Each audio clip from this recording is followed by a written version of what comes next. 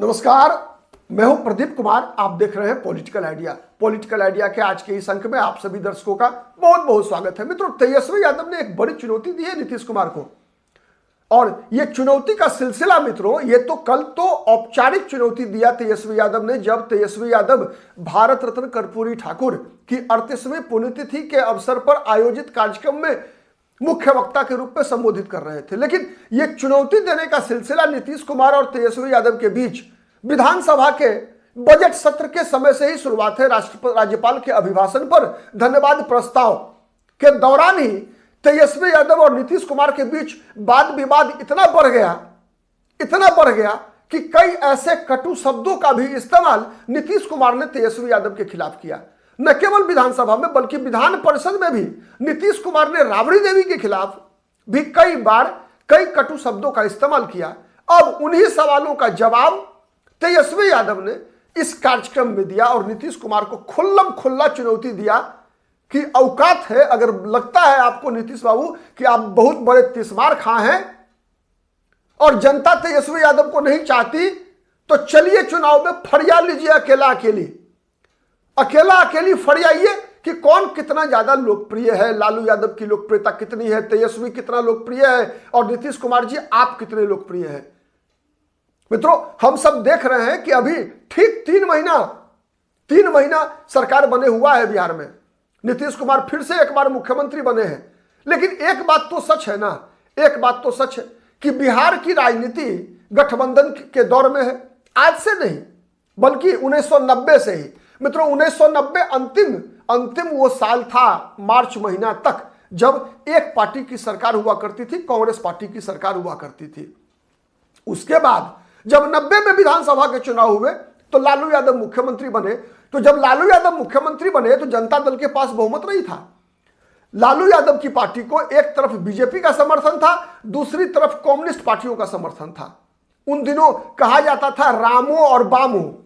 ठीक है, जनता दल का जो गठबंधन था वो कहलाता था राष्ट्रीय मोर्चा और बामो हुआ करता था कम्युनिस्ट पार्टियों का गठबंधन, और इसके साथ इन दोनों को समर्थन हुआ करता था दक्षिणपंथी पार्टी कहे जाने वाली भारतीय जनता पार्टी का।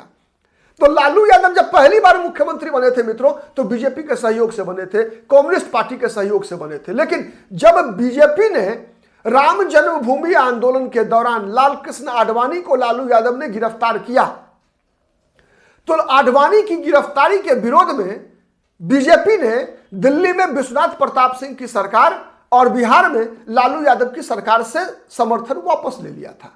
उसके बाद लालू यादव ने बीजेपी के विधायकों को तोड़कर अपनी सरकार बचाई थी। केवल बीजेपी को ही नहीं तोड़ा था बल्कि सीपीआई को भी, कम्युनिस्ट पार्टी को भी बिहार में लालू यादव ने तोड़ा था। उसके बाद मामला आगे बढ़ा। 95 का विधानसभा चुनाव एक ऐसा चुनाव था मित्रों जब जनता दल ने अपने बलबूते पर चुनाव जीता और सरकार बनाई। लेकिन जब लालू यादव चारा घोटाला में जेल चले गए तो लालू यादव की पार्टी टूट गई। लालू यादव की पार्टी टूटी तो बहुमत फिर घट गया। तब से बिहार में जो गठबंधन की राजनीति शुरू हुई, कांग्रेस पार्टी के सहयोग से कांग्रेस पार्टी के सभी विधायकों को मंत्री बनाकर लालू यादव ने राबड़ी देवी की सरकार बचाई थी। उसके बाद से चाहे कोई भी सरकार बनी हो, राबड़ी देवी की सरकार या नीतीश कुमार की सरकार या मुख्यमंत्री जीतन राम मांझी रहे हो, ठीक है, हर सरकार गठबंधन की सरकार रही। अपने बलबूते पर कोई सरकार नहीं बनी। फिर कुछ समय ऐसा था मित्रों जब जीतन राम मांझी मुख्यमंत्री थे तो भी जदयू ने बीजेपी और राजद दोनों को तोड़कर जब नीतीश कुमार अलग हुए थे, नरेंद्र मोदी को प्रधानमंत्री पद का उम्मीदवार बनाने के बाद बीजेपी से अलग हुए थे नीतीश कुमार, तब नीतीश कुमार ने राजद को भी तोड़ा था। राजद के मात्र 22 विधायक थे मित्रों।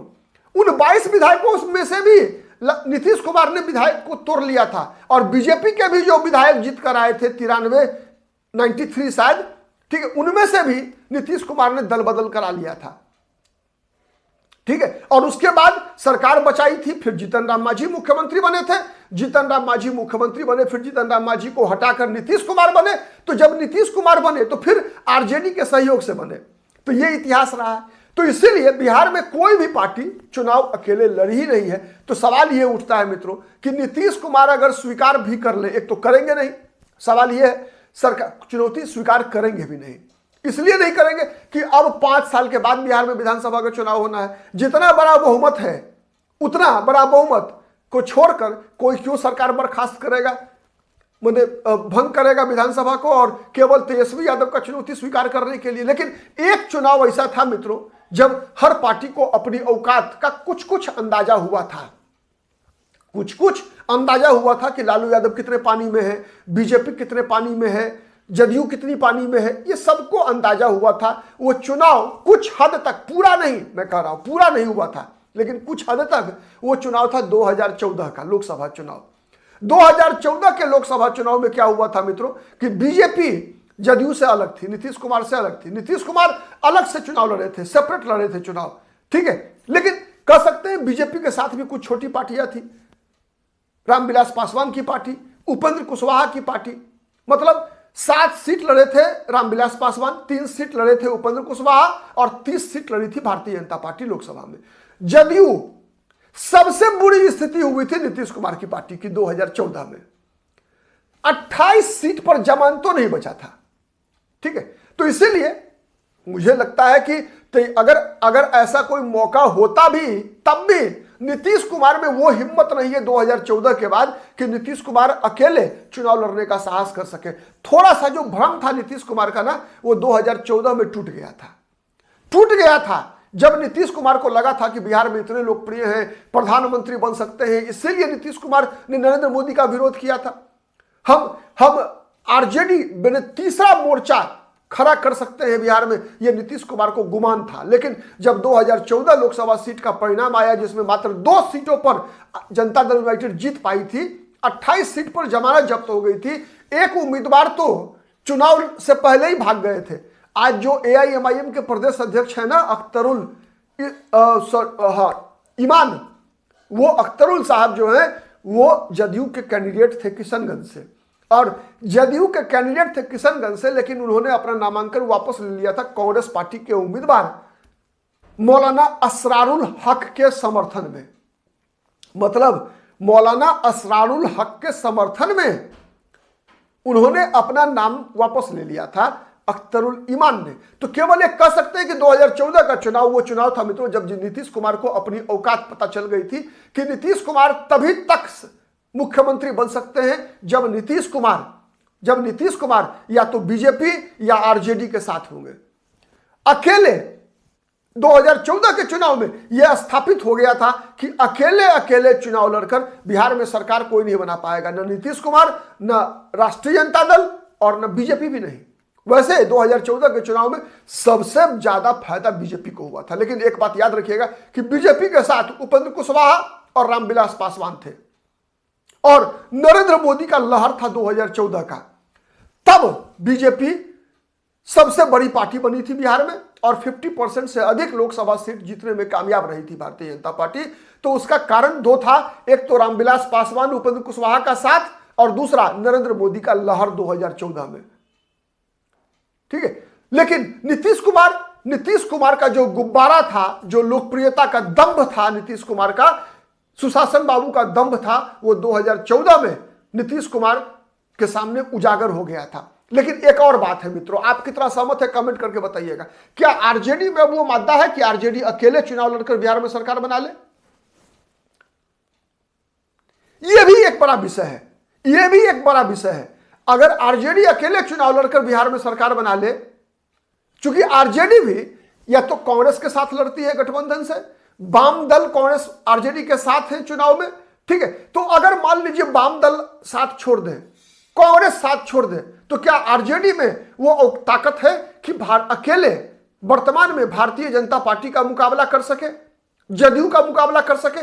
चूंकि माना यह गया है, देखा यह गया है मित्रों, 2014 का लोकसभा चुनाव का परिणाम इस बात का प्रत्यक्ष प्रमाण रहा है कि जब नीतीश कुमार, बीजेपी और राष्ट्रीय जनता दल अलग अलग चुनाव लड़ते हैं तो नीतीश कुमार जितना नुकसान बीजेपी का करते हैं उससे ज्यादा नुकसान राष्ट्रीय जनता दल का करते हैं, राजद का करते हैं। ये भी आंकड़े, 2014 के आंकड़े इस बात की गवाही देते हैं जहां जहां आप देखेंगे कि इन तीनों पार्टियों के बीच त्रिकोणीय मुकाबला हुआ था 2014 के लोकसभा चुनाव में, आप वहां के आंकड़ों को निकाल कर देखेंगे ना तो स्पष्ट दिखेगा कि आरजेडी को जितना नुकसान नीतीश कुमार ने पहुंचाया था उतना बीजेपी को नुकसान नहीं पहुंचा पाए थे। आप किस हद तक सहमत हैं कमेंट करके बताइएगा कि अगर नीतीश कुमार में वो मादा नहीं है तेजस्वी के चैलेंज को स्वीकार करने का, तो क्या तेजस्वी में वो मादा है कि नीतीश की ऐसे ही अकेले अपने बलबूते पर चुनाव लड़कर बिहार में सरकार बना ले? कमेंट करके जरूर बताइएगा मित्रों। इसलिए मैं कह रहा हूं, क्योंकि जब लालू यादव 2005 ऐसे समय में लालू यादव की लोकप्रियता आज की तुलना में कई गुना ज्यादा थी, तब भी लालू प्रसाद यादव ने अकेले चुनाव लड़ने की साहस कभी नहीं किया, केवल 95 का विधानसभा चुनाव छोड़कर कभी नहीं किया। कितना सहमत है कमेंट करके बताइएगा। और हमारा वीडियो पसंद आता है तो प्लीज लाइक कीजिए, शेयर कीजिए, जिससे कि अधिक से अधिक लोगों तक हमारी बातें पहुंच सके। और अब तक यदि पॉलिटिकल आइडिया को सब्सक्राइब नहीं किया है मित्रों तो प्लीज सब्सक्राइब कर लीजिए। फिर मुलाकात होगी किसी अन्य मुद्दे पर, तब तक के लिए नमस्कार।